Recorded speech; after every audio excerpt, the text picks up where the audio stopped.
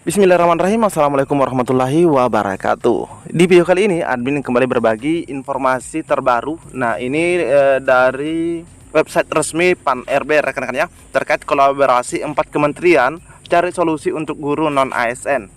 Nah, ini informasinya 5 Mei 2023. Jadi silahkan disimak saja videonya dengan baik, jangan di skip agar tidak salah dalam memahami informasi yang admin bagikan. Jika rekan-rekan mendengarkan suara-suara berisik, abaikan saja. Oke, kita lanjut saja. Menteri Pendayagunaan Aparatur Negara dan Reformasi Birokrasi Abdullah Azwar Anas mencari solusi terbaik untuk menyelesaikan masalah guru non aparatur sipil negara atau non ASN. Solusi tersebut tidak diselesaikan secara tunggal, tetapi bersama dengan Kementerian Pendidikan, terus ada Kementerian Keuangan dan Kementerian Dalam Negeri. Nah, jadi di sini ada Menpan RB, ada Menkeu, ada Mendagri, dan ada Mendikbudristek. Kita sedang mencari solusi alternatif yang terbaik bagi non ASN. Kemudian termasuk masalah guru-guru di berbagai daerah di seluruh Indonesia. Nah, jadi di sini termasuk masalah guru-guru di berbagai daerah di seluruh Indonesia. Artinya bukan hanya guru rekan-rekan ya, karena di sini katakan termasuk. Nah, ini disampaikan atau dijelaskan oleh Menteri Anas usai rapat tingkat Menteri bersama Mendikbudristek Nadiem Makarim 5 Mei. Oke, Jumat 5 Mei.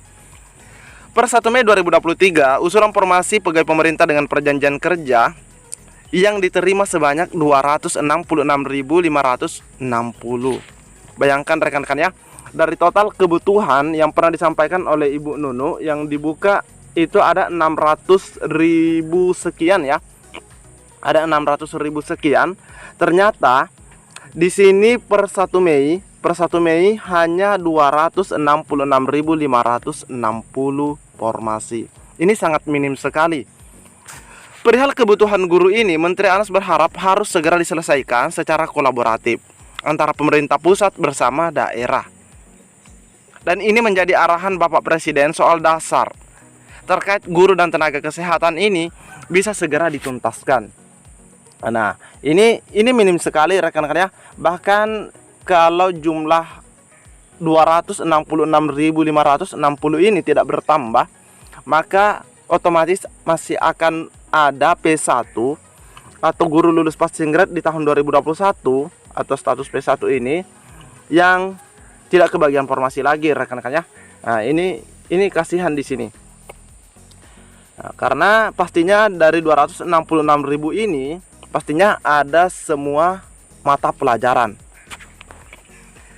Dalam kesempatan itu, Mendikbudristek Nadiem Makarim mengatakan jajarannya mencari cara untuk mempercepat penyelesaian tenaga guru non ASN.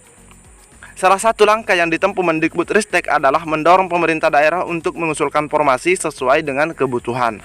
Nah, jika kita ingat di tahun 2022 sebenarnya juga minim rekan-rekan ya. Sebenarnya juga minim, namun terus dilakukan rapat koordinasi ke berbagai wilayah dilakukan oleh Mendikbud, termasuk Ibu Nunu pada saat itu yang terus melakukan sosialisasi terkait penganggaran dan semacamnya, sehingga jumlah formasi bertambah pada saat itu. Namun di sini Mas Menteri mengatakan bahwa salah satu langkah yang ditempuh Mendikbud adalah mendorong pemerintah daerah untuk mengusulkan formasi guru sesuai dengan kebutuhan. Nah, oke. Itu yang kita ingin, lebih banyak lagi guru non ASN yang layak menjadi P3K. Dan juga kami memikirkan bagaimana kedepannya kita menyelesaikan masalah kebutuhan guru ini secara lebih efisien. Selain bersama Nadiem, rapat ini juga diikuti oleh Wakil Menteri Keuangan Suhasil Nazara, Dirjen Perimbangan Keuangan Kemenkeu Luki Alfirman, Dirjen Anggaran Kemenkeu Isa Rahmatarwata, dan Dirjen Bina Keuangan Daerah Kemendagri Agus Fatoni. Wakil Menteri Keuangan Suhasil Nazara mengatakan pembahasan bersama 3 kementerian ini dilaksanakan untuk mengetahui bagaimana kebutuhan untuk pendanaan pendidikan bisa disediakan, khususnya guru. Kita sudah memiliki BOS. Kita juga memiliki alokasi guru ASN yang ada di pemerintah daerah. Ini kita cari lagi bagaimana caranya bisa lebih kena dengan kebutuhan sekolah dan bisa lebih cepat diadakan oleh sekolah. Artinya betul-betul sesuai dengan kebutuhan sekolah yang bersangkutan, kata Suhasil. Sementara itu, Dirjen Bina Keuangan Daerah Kemendagri Agus Fatoni menyampaikan, aspirasi dari bawah menjadi atensi pemerintah untuk didiskusikan bersama penyelesaiannya. Kemudian dicari formulasi dan solusi terbaik hingga semuanya bisa berjalan. Nah, jadi ini sementara terus diupayakan rekan kerja agar guru honorer dan juga yang kesehatan itu jumlahnya menjadi aparatur sipil negara P3K semakin bertambah. Melihat usulan formasi per 1 Mei ini memang sangat-sangat minim, sangat-sangat sedikit rekan-rekan ya. Ini sangat-sangat memprihatinkan karena di satu sisi masih banyak P1 tidak mendapatkan formasi dan masih banyak juga rekan-rekan honorer lainnya atau guru honorer yang belum mendapatkan penempatan alias dengan status TL. Otomatis mereka juga ini perlu dipikirkan juga rekan-rekan ya, apalagi pengabdian yang sudah lama. Kita mendapatkan informasi dari beberapa Pemda termasuk NTB. NTB itu usulkan 2082 formasi P3K 2023. Ini informasinya 3 Mei 2023. Apakah di sini dirincikan untuk guru berapa? Oke. Yang disampaikan Pemprov sebanyak 2082 formasi gabungan dari formasi guru, kesehatan dan teknis. Jadi untuk NTB ada 2082 itu dari 3 gabungan formasi yaitu guru, kesehatan dan teknis. Ini memang yang ada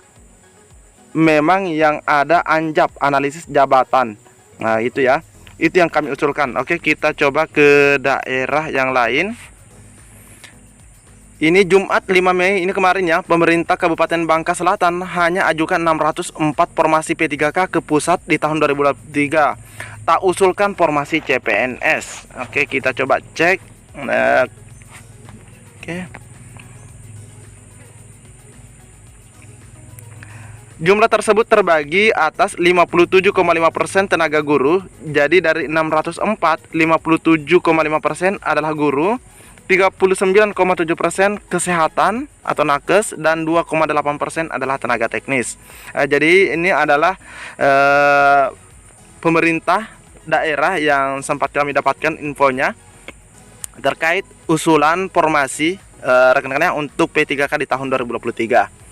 Oke, mungkin informasi selanjutnya adalah daerah rekan-rekan. Silahkan pantau terus channel ini. Admin akan terus berbagi info update buat rekan-rekan semua.